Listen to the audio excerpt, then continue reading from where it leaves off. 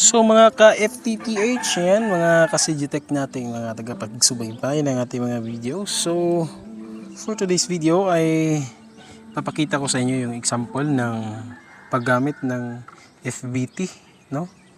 Sa ating mga knockboxes. So, for today's video, papakita ko sa inyo, sa video na to, ayan, paulit-ulit.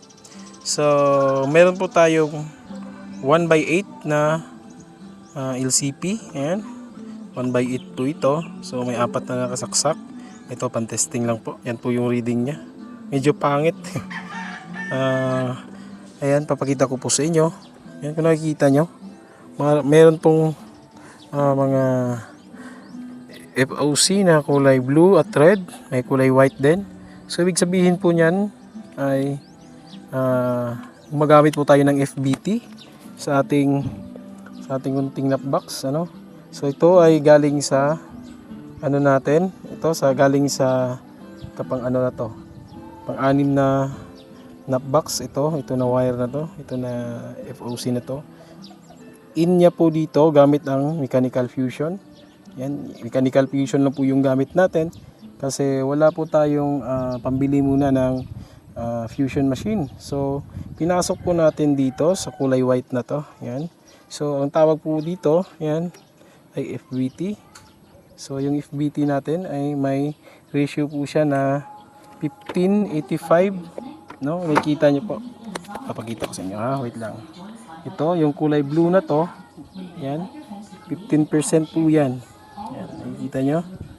15%. Tapos itong bakanteng ito, yan, itong bakanteng ito na kulay red, ito po yung patagos po doon sa susunod na nap. Yan, so siya po ay 85%, no? Ayan, 85% po ito.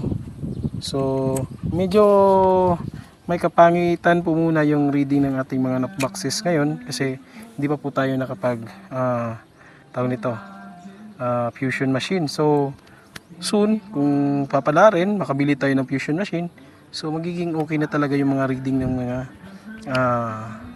knockboxes natin. So ngayon, ang reading po natin ng 1/8 galing sa sa mismong FBT natin. Yan, yung red natin, ang red yung i-reading natin. Wait lang. Okay, yan.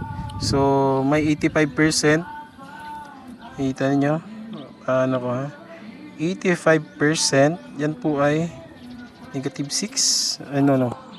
Na anuhan ng araw. Yun, -6 talaga. So -6 po yung reading ng ating red papuntang next box, no, next snap. So okay lang po yan kahit na medyo malaki yung reading nya kasi tawag nito, considering as naka-fusion connector pa lang tayo. Pero ito yung output ng ating every nap, yan, ng every port ng ating nap. Yan, tingnan natin. So may -19 po tayo na i-distribute sa ating mga ka-FTTH, no, mga clients, no. So ayan, nakita nyo na kung ano ang kagandahan ng paggamit ng tawag nito, ng FBT sa ating mga knockbox.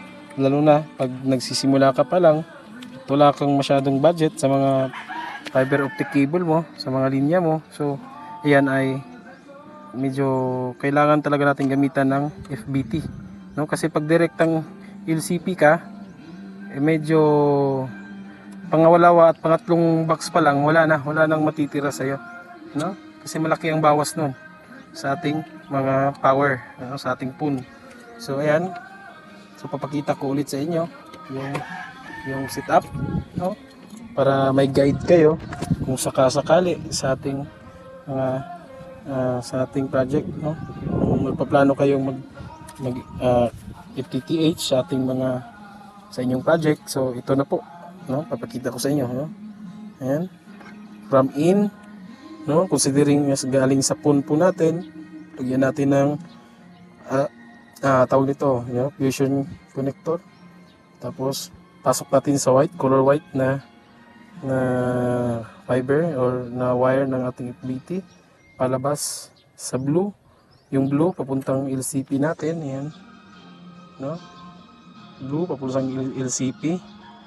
Tapos yung red palabas ng tawag nito. Palabas siya ng ating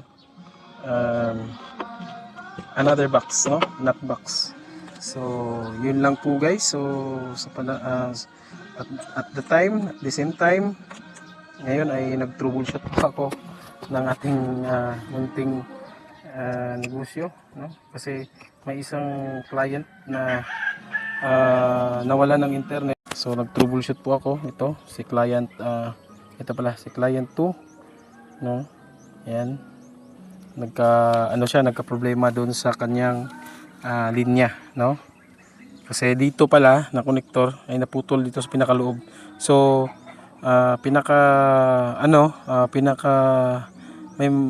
gawin nyo, huwag nyo masyadong baluktutin yung FOC. Dapat di masyado nakabend sa loob nito. Kasi kapag nakabend masyado, syempre mainit yung loob ng box, may tendency na maputol o mag-crack yung fiber optic core natin. So yun lang po guys, no, sa video na to, at maraming salamat po.